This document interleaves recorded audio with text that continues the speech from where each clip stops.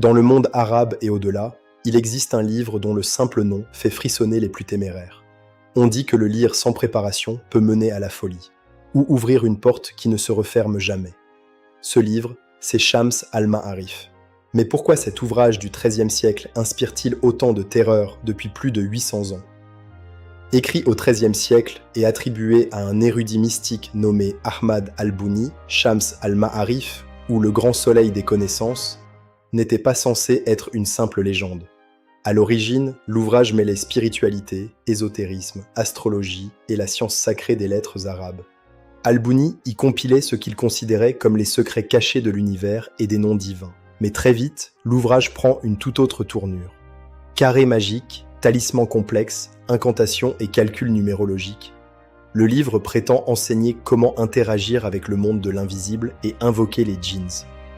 Dans ces pages se trouvent des formules censées offrir la richesse, le pouvoir ou la guérison, mais toujours à un prix.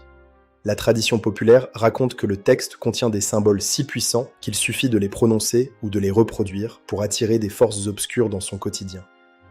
Au fil des siècles, le livre est frappé d'interdictions par de nombreux théologiens et autorités. La possession ou la lecture de ces versions non censurées est devenue un tabou absolu.